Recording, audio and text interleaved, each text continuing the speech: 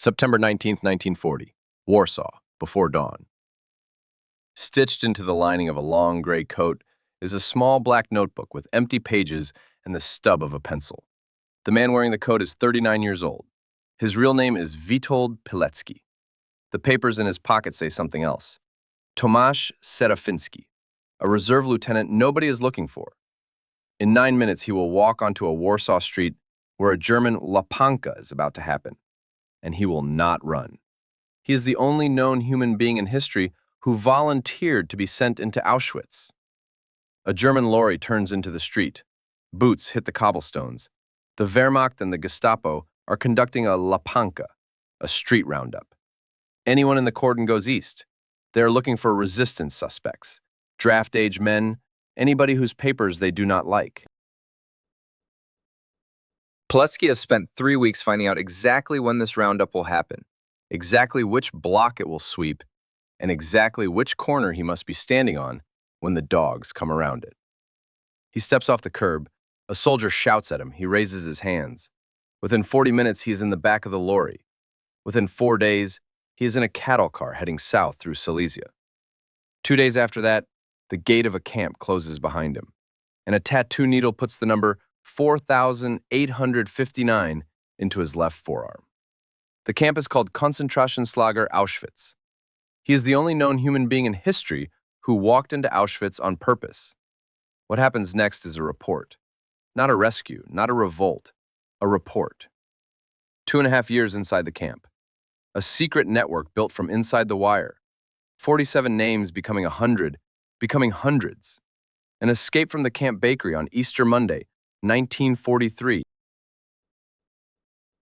And a document, the Witold Report, that lands on the desks of the Polish government in London, then on the desks of the British, then nowhere. Almost nobody has heard the man's name. After the war, his own country shot him for spying and buried him in an unmarked pit at Pavansky Cemetery. How does a Polish cavalry officer end up volunteering for the worst camp the 20th century has built?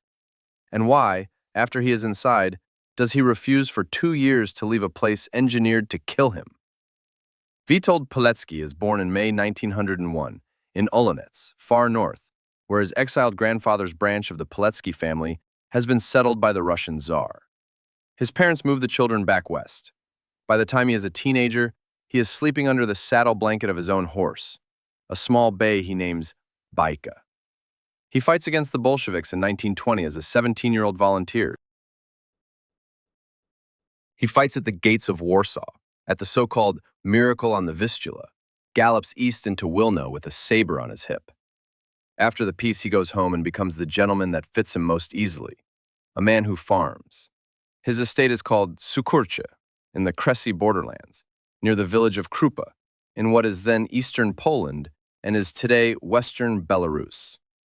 320 hectares, wheat, rye, oats, a small herd of dairy cattle, an orchard of Antonovka apples. He marries Maria Ostrovska, a village schoolteacher with a thick brown braid and a stubborn jaw. They have 2 children. Andrei comes first, then Zofia. By 1939, Andrei is 7 and Zofia is 5, and the photograph their father carries shows them sitting on a wooden bench with their mother behind them, her hands on their shoulders. He keeps the photograph in the inner pocket of his cavalry coat. Later, he will hide it behind the lining when he goes to Warsaw, then leave it with a comrade before he gets onto the lorry. He cannot take it where he is going. He does not want it found on his body if the disguise breaks. He paints in his spare hours, watercolors mostly. Horses in winter pasture, the apple trees behind the manor, the priest's daughter at her window. He writes poems and burns about 1/3 of them. He sings in the parish choir at Krupa, second tenor, never the soloist. In the volunteer fire brigade, he is the man who keeps the ledger of donations, every zloty, every name.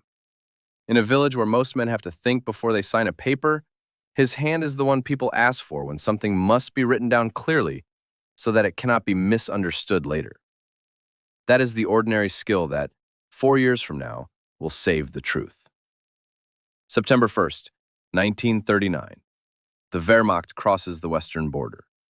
September 17th, the Red Army crosses the eastern border. Pilecki is a reserve cavalry officer in the 19th Polish Lancers. He rides at the head of his platoon for 10 days, hits a panzer column, falls back, regroups, hits the column again.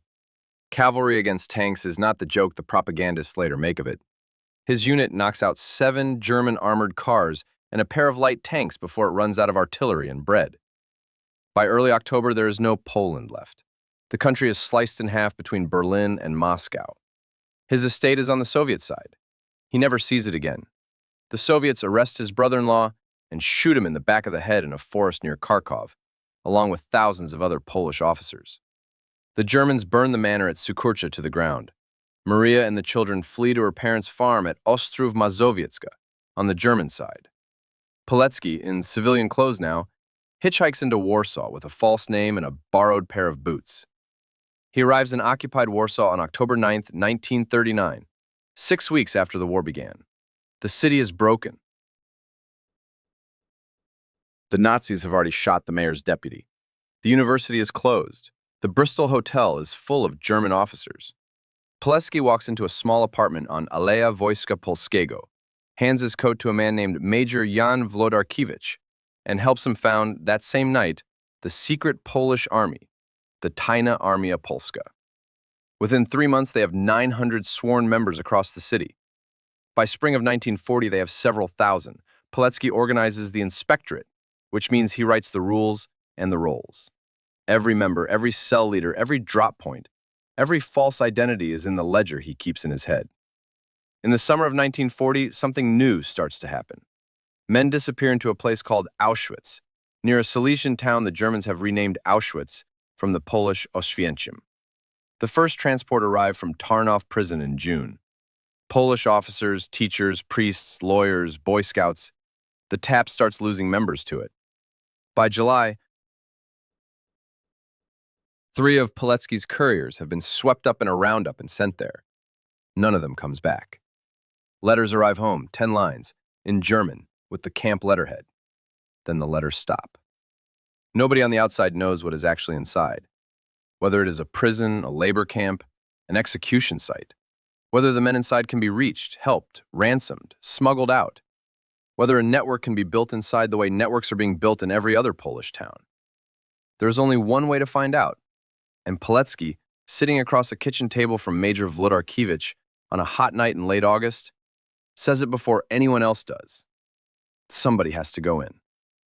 The major looks at him for a long time, says nothing, then asks the only question that matters: how? Pilecki has already thought about it. The Germans grab whoever is in the cordon. So you have to be in the cordon. You have to be exactly in the place the cordon is going to happen, with papers that are not your own. Papers good enough to survive a Gestapo interrogation, but not so good that they get you released. The papers must say, you are a man whose disappearance into a camp will surprise nobody. A small fish, a clerk, a teacher, a low-level officer. Tomasz Serafiński, Polish lieutenant of the reserve, born in Struja near Krakow, currently of no fixed address. The real Serafiński exists. He is alive, in hiding, in a village south of Krakow. The papers come from a courier of the underground who has known him since boyhood. The use of his name is borrowed with his permission. It will become important later in ways nobody yet imagines. Wlodarkiewicz says no, then takes 2 days and says yes, then takes another day and tells Pilecki the only condition the underground can offer him. They will not be able to extract him. Going in is something they can arrange. Coming out, he must arrange himself if he can, or wait for the end of the war, if there is one. Pilecki nods. He goes home, to the small rented room he has been living in since Warsaw fell, and he sits at the table for an hour. Then he takes out a small black notebook with a stitched spine, opens it, and writes a single name on the first page. Then he closes it and puts it in the breast pocket of his shirt, and he does not write anything else in that notebook in Warsaw. The first name, his own, written carefully, in the same hand that, 4 years from now, will produce one of the most precise reports any prisoner ever wrote about any camp. The notebook is not yet what it will become, but it has begun. The morning of September 19th, he shaves. He puts on the long gray coat over a workman's shirt. He drinks a glass of cold water.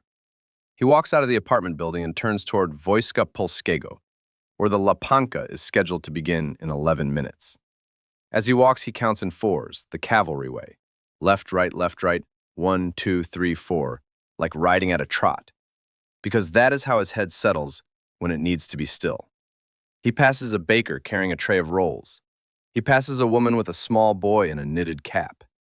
He passes a German staff car parked at the curb with the engine off and 2 Gestapo men inside drinking from a thermos. He turns the corner. The lorries are already there. The roundup has started early. He keeps walking. A German lieutenant points at him. 2 soldiers grab him under the arms and lift him into the back of the lorry, the way men lift a sack of potatoes. He does not resist. He sits down on the wooden bench. There are already 8 other men in the lorry, all in the same kind of clothes, all with the same look. The look of someone who has just understood that the worst day of their life will not be over for years. The Germans throw 2 more men in, then they slam the tailgate. The lorry takes them to the Skarszewska Transit Center on the right bank of the Vistula. They are held there for 2 days, beaten on arrival as a matter of routine, beaten again at first interrogation. The Gestapo do not single him out. They believe his papers. Tomasz Serafiński, reserve lieutenant, no fixed address, picked up in a Lapanka, of no particular interest. They process him on the 5th list of the morning of September 20th. By the evening of September 21st, he is in a cattle wagon at Warsaw West, with about 1,700 other men, the seal on the wagon doors stamped with the Reich Eagle. The train moves south overnight. It stops at Tarnow. It stops at Katowice. By dawn on September 22nd, the doors are slit open at a small siding outside the town of Oswiecim, and the prisoners step down into a column of SS men with German shepherds and clubs. The dogs go straight for the cabs. A man directly in front of Pilecki is bitten through the trousers and starts screaming and is shot in the back of the neck before he hits the ground. The column is marched a kilometer through the town. The townspeople watch from their windows and pull the curtains closed. The gate they are marched through has letters welded into the iron above it. Arbeit macht frei. Work makes you free. The lettering, somebody whispers behind him, was made by Polish prisoners themselves. The letter B in Arbeit is welded upside down. A small private joke from one of the metalworkers, a man who will be dead within a month. Pilecki notices this. He files it. The notebook in his shirt is already in his head, beginning to fill. They are stripped in a courtyard under hoses. Their hair is shaved everywhere on the body with blunt clippers that pull more than they cut. Their numbers are tattooed onto the left forearm with a needle and a small pot of black ink. His number is 4,859. He says it out loud in German 3 times to himself until it is automatic. Then the formula they will hear, in some version, every day for the next 2 years. You have come here to die. Anyone who survives 3 months is lucky. There is no escape. There's only one exit, and it is the chimney. Look at it. The SS officer points across the yard. The first Auschwitz crematorium is not yet built when Pilecki arrives in September 1940. The chimney being pointed at is the smaller furnace of the camp morgue, but the line is already in use. By the time he leaves, the chimney will have multiplied into 4. The first block he is assigned to is Block 17. The block elder is a German criminal prisoner in a green triangle, a former butcher from Hamburg who has been in custody since 1936. The man hits him across the face with the back of his hand on principle within the first hour. Pilecki does not flinch. He sleeps that night on a plank with 2 other men, head to feet. He counts in 4s under his breath. He thinks of Maria at the kitchen table. He does not let himself think of the children for more than 4 counts at a time. The next morning he begins. The work assignment for the first week is the so-called Industriehof, moving rubble from the buildings the Germans are demolishing to expand the camp. A man at his side, a small, fair-haired clerk from Lwów, drops a brick on his own foot and is beaten unconscious for clumsiness and dies in the infirmary that night of internal bleeding. By the end of his first week, Pilecki has watched 17 men die. He keeps the count by tying knots in his head in an imaginary length of rope. On the seventh night lying on the plank, he reaches the knot for 17 and stops counting. Counting is the wrong tool. He needs names. The notebook is the size of a child's palm. He has hidden it under a loose plank of his bunk on the third day. He cannot risk writing in it during the day. At night, he can have it for 10 minutes before the lights are killed. He starts with the men who shared his cattle wagon: Polish lieutenant, 2 priests, a Boy Scout leader of 17, a pharmacist from Lodz. He writes their names in pencil so small it can almost not be read, in 3 columns to a page. He writes the date they died beside each name when they die. Within a month, the first page is full. He starts a second page. This is not yet a network. It is one man with a notebook and a barrack of 700. The network begins in the second month, in a place that will surprise nobody who has ever lived inside a closed institution: the latrine. The Auschwitz latrines are open trenches under a roof. The smell is the kind of smell that does not leave clothing. The SS guards do not come inside if they can avoid it. A man can stand at the trench for 2 minutes, head down, and speak quietly to the man on his left or his right without being overheard. The first man Pilecki tests is a Polish artillery captain he recognizes by the cut of his beard from a parade in Warsaw 2 years earlier. The captain's name is Władysław Surmacki. Pilecki says the captain's name out loud, then his own, his real one. Surmacki goes very still, then very slowly turns and looks at him, then nods once. By Christmas of 1940, the Związek Organizacji Wojskowej, the Union of Military Organizations, abbreviated ZOW, has 9 members. By the spring of 1941, it has perhaps 100. By the autumn, it has several hundred. Pilecki does not know the exact figure. He has structured it deliberately so that he does not know. Each cell of 5 men knows only one man in the next cell. If any one man is broken under interrogation, the damage is contained. The structure has 4 jobs. First, keep the men inside alive. Share food, share medicine, share information about which capo will beat you to death and which only beats for show. Second, gather what is happening: names of victims, methods of murder, identities of guards, layout of the camp. Third, plan a future rising. When the war begins to turn, when Allied forces are within 100 kilometers of the camp, ZOW intends to take Auschwitz from the inside by armed revolt. Fourth, get word out. Couriers leaving the camp, release prisoners, work parties sent into the town, the occasional medical orderly transferred, carry messages stitched into shoes, written on cigarette paper, memorized by men with the right kind of mind. The first courier message reaches the Polish underground in Warsaw in October 1940, 6 weeks after Pilecki has walked through the gate. The message is 1 page. It names 12 specific SS guards by surname and rank. It estimates the camp population at 6,000. It states in the 3rd paragraph that prisoners are dying at a rate of approximately 10% per month.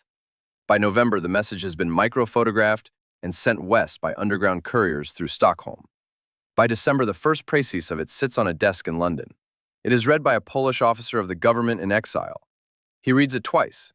Then he reads it a 3rd time. Then he asks the man across the table whether the source is reliable.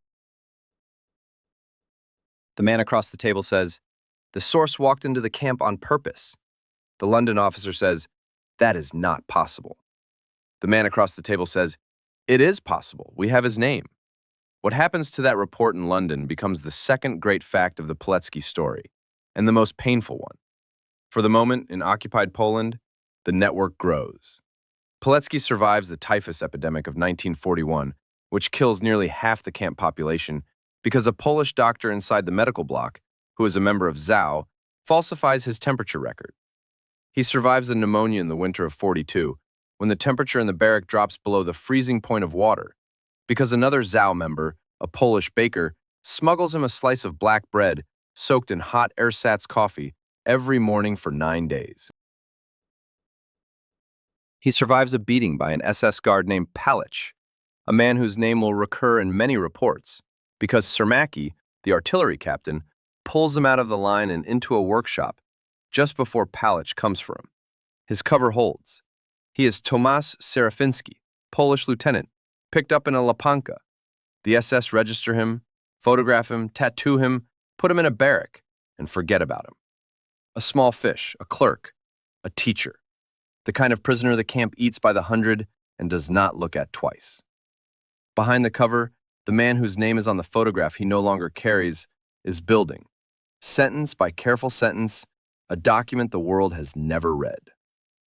In June of 1941, Hitler invades the Soviet Union. By August, the first Soviet prisoners of war arrive at Auschwitz. They are not registered. They are not given numbers. They are taken straight from the train into a brick building called Block 11, and the doors closed. In September, in the cellar of Block 11, the SS conduct the first experiment with a commercial pesticide that is normally used to fumigate granaries. Several hundred Soviet prisoners and a smaller group of sick Polish inmates die within 20 minutes. Figures vary by source. The pesticide is called Zyklon B. The SS regard the experiment as a success. Pilecki learns of it within 3 days. 2 ZOW members are on the work detail that drags the bodies out. They tell him in the latrine, head down, voices flat. He goes back to his bunk that night and lies in the dark, and his hands shake for the first time. Not from fear, from the size of what he now knows. He has just become one of the very first non-Germans on Earth to understand what the final solution will look like, although the phrase does not yet exist, and the industrial murder of European Jewry at Auschwitz has not yet begun. He writes a new courier message that week. It goes out in the soles of a released prisoner's boots. The message describes the gassing. It names the pesticide. It names the building. It estimates that the Germans intend to use this method at scale on a vastly larger population, probably Jewish, probably soon. It names 2 SS officers present. The message reaches Warsaw in October.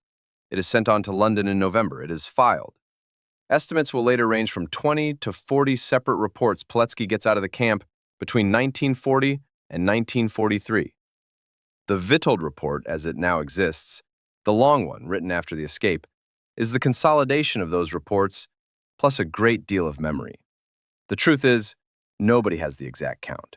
The records disagree. What is certain is that he was sending them out continuously, in pieces, for 2.5 years. By the autumn of 1942, 2 things have changed. The first is that Auschwitz has stopped being merely a camp for Polish political prisoners. The first mass transports of Jews from Slovakia and France have begun arriving. The new Birkenau site, 2 kilometers west at the village of Brzezinka, has its first gas chamber operating. Trains are coming in at a rate that the existing crematoria cannot match. The Germans are digging burial pits. The pits will later be opened and the bodies burned in the open air with railway sleepers as fuel. Pilecki, from inside the main camp, can see the smoke at the western horizon at night and smell what is on the air during the day. He stops eating most evenings because of the smell.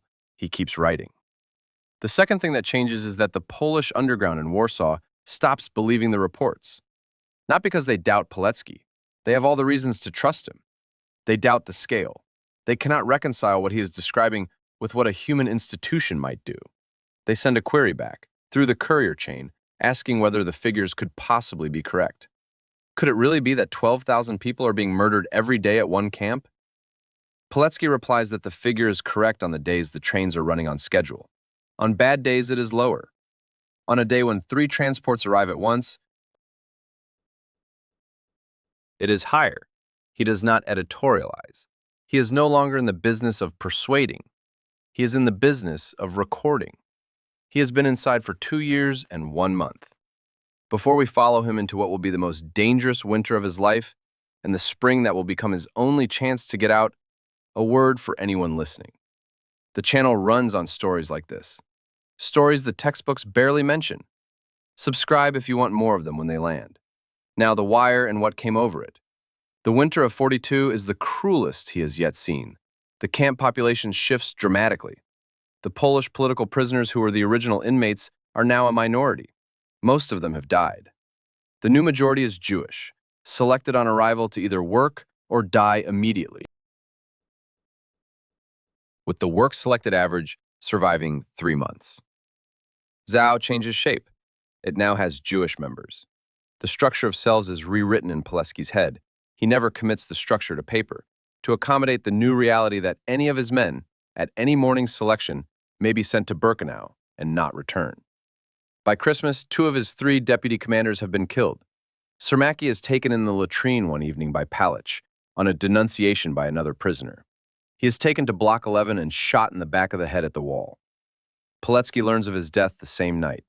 He does not sleep. He writes Pilecki's name on a fresh line of the notebook and the date, December 19, 1942, and the place, Block 11 wall, and the manner, pistol, and the perpetrator, Pilecki. 4 data points. Then he closes the notebook. In January of 43, a coded message reaches the Warsaw Command from inside the camp. It is from Pilecki. It says, in essence, that the camp is now killing at a rate that means a general uprising of Zao from inside is no longer feasible. The Germans have too many guards, the wire has too much current. The arriving transports include too many men too weak to fight. He is requesting permission to attempt an escape, not for himself alone, but to carry the full report out in person, because the messages going through couriers are no longer being believed, and only a man who has been inside, sitting across a table in London, can perhaps make the report land. The Warsaw Command takes 3 weeks to reply. The reply, when it comes, is not an order. It is a permission. Do what you judge correct. If you reach London, we cannot say what will happen there. We can only say that here, we will believe you. Pilecki picks the men. There will be 3. Himself, a young man named Edward Ciesielski, 21 years old, baker's apprentice from Warsaw, in the camp for 14 months, and Jan Redze, a tall, thin locksmith from the Podhale region, in the camp for 22 months, the man who unlocked the back door of every workshop they ever needed to enter quietly. The escape will need a workshop with an outside door. The escape will need a moment when the workshop is unguarded. The workshop they choose is the camp bakery. It has an outside door for delivery. It is used at night. It has 2 SS guards on the gate to the bakery yard, who change shift at 3 in the morning, and 1 civilian foreman, a German baker named Klose, who is half deaf and locks up at midnight. The plan is in place by Holy Week of 1943. The chosen night is the night of Easter Monday, April 26, 1943, when the camp's German staff are short because half of them have leave for the holiday. And the guards on duty are tired, and the city of Oswiecim is quiet. The notebook stitched into his lining now has, between its first page and its last, 312 names. Could the 3 of them really walk out of a German extermination camp, through the back door of the bakery, in striped uniforms, into a town where every civilian had been told to denounce escapees? And if they did, would the report finally reach the desk that mattered? Or would it land, like all the others, in a file nobody opened? Easter Monday, April 26, 1943. The sun goes down behind the watchtowers at 20 past 7. The camp counts itself at evening roll call. 4,859 present and correct. Edward Ciesielski, present. Jan Redze, present.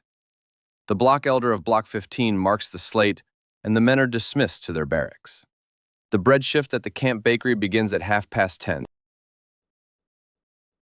The 3 men have arranged, through Zao, to be on it. The civilian foreman Klose is in his small office at the front of the building, reading a newspaper. The 2 SS guards are on the outside gate. The shift before this one has finished kneading. The shift Pilecki and his 2 men are joining will fire the ovens for the morning ration. They walk in at 25 past 10. They greet Klose in German. He waves them through without looking up. They take off their striped jackets and put on the white aprons of the bakery detail. The 3 of them stand at the kneading bench at the back of the room. They wait.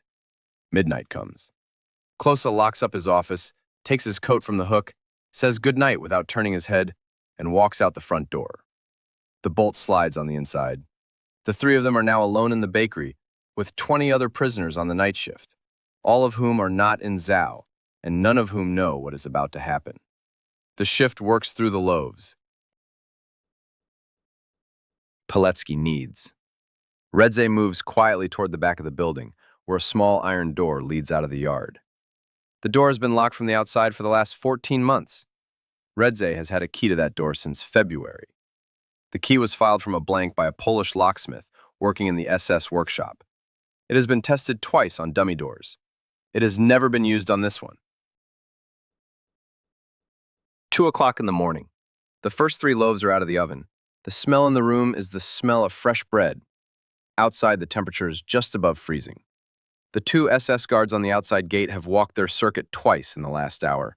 Their boots cross the gravel in a 4-beat rhythm. Pilecki can hear through the wall. He counts. Left, right, left, right. The cavalry rhythm. The rhythm he counted on his first night in Block 17, 2 years and 7 months ago. At 2 minutes past 2, Redze puts the key in the back door lock. It turns. The door does not open. He turns the key the other way. The door opens half a centimeter. There is a chain on the outside. Cieślski takes a metal file from inside his apron. He has been carrying it for 3 weeks. Taped against the small of his back, and Redze passes it through the gap. Cieślski files the link of the chain. The file is thin. The chain is the kind used on bicycle wheels. The link parts in 4 minutes. The boots of the guards outside go past at 2 minutes past 2. They pass again at 2 minutes past 3. In the 4-minute window between, the chain parts and the door opens. The 3 men step into the yard. The yard is dark. There is a small wooden shed in the corner, used by the bakery foreman to store wood. Behind the shed is a brick wall 2 meters high. Beyond the wall is a strip of fenced perimeter. Beyond the perimeter, the open country toward the Sola River. Pilecki goes first over the brick wall, then Cieślski, then Redze. They land in soft ground that has been turned over recently by a labor detail extending the kitchen garden. The freshly turned earth absorbs the sound. The dogs in the kennels 200 meters east do not stir. Then the wire. The outer perimeter of the bakery subyard is not the electrified main fence of the camp. It is a single strand of barbed wire on wooden posts, intended to keep the bakery workers in if they have unwelcome ideas. They are not the first to have unwelcome ideas. The wire has been worked thin at one specific post by a Zhao carpenter who repairs the posts on a maintenance detail. The post comes loose when Redze leans on it. The wire goes slack, the 3 men step through. They are in the kitchen garden of a Polish civilian house. The house belongs to a family the Zhao has identified as safe. There is no sign. There is no light. There is only a path through the cabbages that leads to a small orchard, and beyond the orchard, the riverbank. The Sola River is shallow at this point. They wade across, keeping their bread-wet aprons bunched above the water. On the far bank, in a small grove of birch, 3 sets of civilian clothes have been left under a stone and a hole in the ground for them by the same Polish family. Trousers, shirts, jackets, caps. The clothes do not fit. Pilecki's trousers are 6 centimeters too short. Cieślski's jacket is too wide. Redze's cap is too tight. They put them on anyway and bury the striped uniforms. By dawn on April 27th, they are 11 kilometers east of the camp, walking along a country road as 3 civilians. The Germans count the camp at evening roll call that evening and find 3 men missing. Sirens, dogs. Search parties go west, toward the rail line. The search west of the camp lasts 6 days. In those 6 days, the 3 men walk east at night, through farmland, sleeping in barns and the lofts of churches. They eat the loaves they have brought with them from the bakery. The bread is the bread of the camp ration. It is the bread Pilecki has been eating 200 grams of every day for 2.5 years. He eats it now as a free man and finds that it tastes the same. The original plan was to head for Warsaw. The plan changes on the 4th night. A village priest, a member of the underground, tells them that Warsaw is too dangerous at the moment. A large roundup is underway in connection with the ghetto, which is on fire. He sends them south to a farmhouse near the village of Bochnia, 50 kilometers east of Krakow. The farmhouse belongs to a man named Tomasz Serafiński. It is the same man whose name Pilecki has been carrying on his papers since September 1940, the real Serafiński. He has been alive, in the same farmhouse, for the entire 2 years and 7 months Pilecki has been in the camp under his name. The 2 men sit across a table at 3 in the morning of May 2nd, 1943. They look at each other for a long time. Serafiński, who is older with gray at his temples, says quietly, "So you are the one who has been using my name?" Pilecki says, "Yes." Serafinsky nods. Then he says, "You must be hungry." Pilecki stays at the Bochnia farmhouse for 3 months. He is not in good shape. He weighs 46 kilograms. He has not been able to keep food down for the first week. His teeth are loose. His vision blurs in the evenings. He sleeps for 14 hours at a stretch. Slowly, by midsummer, he begins to recover. He spends his days at the kitchen table with a stack of cigarette paper, writing. This is when the long report is finished. The Witold report, the one that historians will read in the 1990s when the file is finally opened. Over the course of August 1943, in a Polish farmhouse owned by the man whose name he borrowed, Pilecki writes a 100-page document that lists, in clean, factual prose, what he saw in 2.5 years in Auschwitz. The report names commandants. It names the SS officers who personally murdered. It names the methods. It names the gas chamber buildings by number, with sketch maps. It names a death toll that the report itself acknowledges is an estimate, but which it places by mid-1943 at over 1 million for the camp complex, the vast majority Jewish. It names Zyklon B.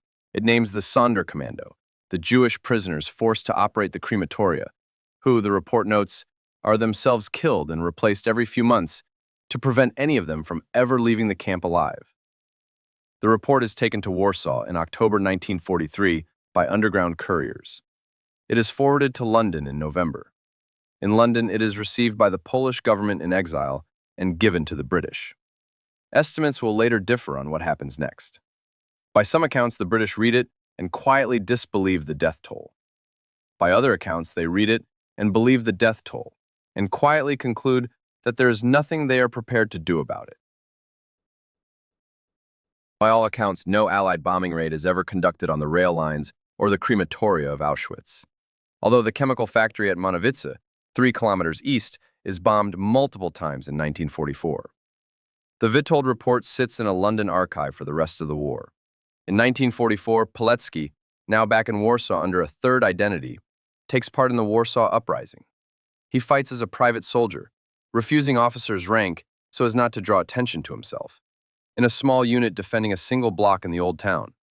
He survives the uprising, one of the very few men of the secret Polish army's original founding generation who do. He spends the winter of 1944 to 45 in a German POW camp, this time as a regular soldier. He is liberated in 1945 by British troops. He does not stay in the West. He could have. The Polish Second Corps offers him a posting in Italy with General Anders, the same Anders he rode with in 1920. He goes to Italy for a few months. Then, in the autumn of 1945, he is asked by the Polish government in exile to do one more thing. The Soviet-installed regime in Warsaw is consolidating power. Members of the wartime underground are being arrested, tortured, shot, or sent to camps in the east. The exile government wants to know what is happening inside the new system, the way they once wanted to know what was happening inside Auschwitz. They ask Pilecki to go in again. He says yes. He returns to Warsaw under a false name for the second time in his life. He builds again an intelligence network. He gathers again names of victims and identities of perpetrators. He sends reports out through couriers. He does this for 2 years. He is arrested by the Polish Communist secret police, the Urząd Bezpieczeństwa, on May 8, 1947. He is held for almost a year. He is tortured. By his own statement at trial, methods used on him in Mokotów prison are worse than what he experienced at Auschwitz. He says this calmly, in court, in March 1948, in front of a panel of judges who do not respond. He is sentenced to death on March 15, 1948, for espionage on behalf of the Polish government in exile. He is executed on May 25, 1948, by a single pistol shot to the back of the head in the courtyard of Mokotów prison. He is 47 years old. The man who fires the shot is a Polish state security officer. The body is taken to Powązki Cemetery in Warsaw and buried in an unmarked pit with the bodies of other executed political prisoners. The location of the pit is not recorded. Maria Pilecki and the 2 children, Andrei, 16, and Zofia, 14, learn of the execution from a small notice in a state newspaper. The children grow up in post-war Poland without speaking their father's name aloud outside the home. The name remains on a state blacklist for 42 years. In 1990, after the fall of the communist regime, the sentence is annulled. The file is opened. The Witold report, the original Polish manuscript, is found in the London archive of the government in exile and brought home. A search begins for the unmarked grave at Powązki. It has not, as of this writing, been found. The little black notebook stitched into the lining of his prison jacket in September 1940 did not survive. Pilecki burned it in the kitchen stove at Bochnia in August 1943, the night before he took the long report to Warsaw. He burned it because the names in it were precise. The names in the report he was writing were already going onto paper. The notebook had become a weakness. 312 names that could, if found, identify families still alive. He watched it burn from his chair at the kitchen table. He did not look away. He had walked into Auschwitz in September 1940 with one name on its first page, his own. He walked out with 312. By the time he died in a courtyard in Warsaw in 1948, he had spent nearly all of his adult years inside one occupation or another, writing things down, so that what happened could not later be denied. Witold Pilecki was not arrested by the Germans because he was unlucky. He was not in the wrong street at the wrong time. He stood on a particular corner of Wojska Polskiego Avenue on a particular morning in September 1940 because the men in London needed to know what was inside. And the only way to find out was to send a man who could see and remember and write. He went in because nobody else would. He stayed 2.5 years because the report was not finished. He came out because no courier could carry the full truth, and he wanted to put the document into a hand. He came back to Warsaw in 1945 because his own government, in another exile, asked him to do the same kind of work again against a different occupier. And he died in 1948 because that second occupier did not want the truth to come out of him either. Sometimes the man who tells the truth about a place is the only person who could have got out of it alive. Sometimes the price of telling it is not paid by the enemy who locked him in, but by the people who, when he came home, decided they did not want what he had brought back. The notebook is gone. The grave is unmarked. The report is open on a shelf in Warsaw in the original handwriting, 300 pages, every name still legible. If this one stayed with you, there are more on the channel. Subscribe if you want the next one delivered when it lands.